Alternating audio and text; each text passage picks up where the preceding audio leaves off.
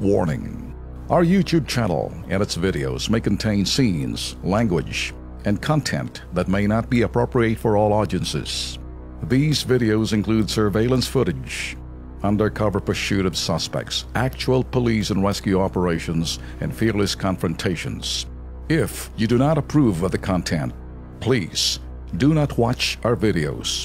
If you wish to continue, we strongly advise that you proceed with caution. Viewers' discretion is advised. Etong Senator Aquilino Pimentel, the Senate President, sabi niya ho, ngayong araw at pinagdidiinan niya sa mga mambabata sa mababang kapulungan na ito raw pag ay ang Congress daw ho will be in session, ang Kongreso raw, anybody like si De Lima are immune from arrest as long as the crime that they are charged with is only punishable by a prison term less than 6 years. All right. Immune. Okay. Why is Coco Pimentel, making this statement? Sabi nga ho natin the last time, I think that Coco Pimentel is an onion skin and he abhors exactly what the Congress, particularly si Harry Roque, na talagang pinadidisbar, pinatatanggal si De Lima. Ngayon, ang sinasabi ni Pimentel, ni Coco Pimentel, na ang utak ay nasa koko. The obstruction of justice, the accusation being lodged against her colleagues sa Senado, si Leila De Lima, is not punishable by prison correctional or a 6-year imprisonment or above. Regardless whether it's 6 years or 2 years or 1 year, that's not the point. So, you're defending her? Holy mackerel! Coco Pimentel, nasaan bang kuko mo? Nasa utak mo na at ang utak mo nasa kuko mo na. Kabaliktad na ata. Sus Mariosep, what are you talking about immunity of arrest? There's obstruction of justice. Kaya nga nagkaroon ho ng sinasabing investigahan para makita yung lawak ho ng droga. And it's only one thing. Did Leila De Lima use drug money during her election campaign and won because of the drug money?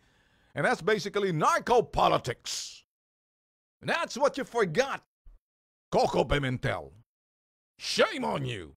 Below 6 years term, 6-year imprisonment, mababa lang yan. So, anong ibig mo sabihin?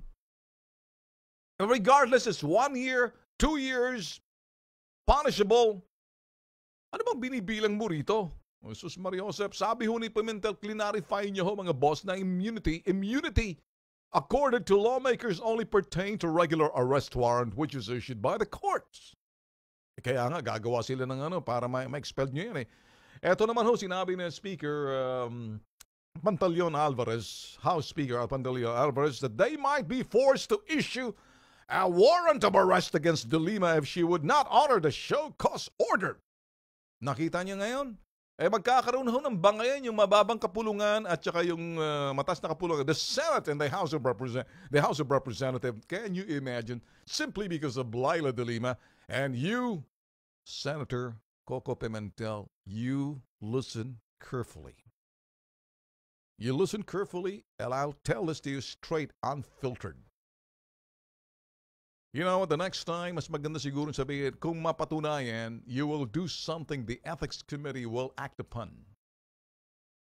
Instead of you covering and instead of you saying, mababa lang yung kaparusahan yan, what the F are you talking about? Sus Mariosep ka naman ganon. Anyway, kung ganyan, kaya siguro napakalakas ng loob ni De Lima na talagang gumawa ho ng kung anong kabalustugan itong she's not only defying, hindi lang ho niya sinusuway, hinahamon niya pa ho eh. I mean, you guys are supposed to be lawmakers, but you guys are lawbreakers. What the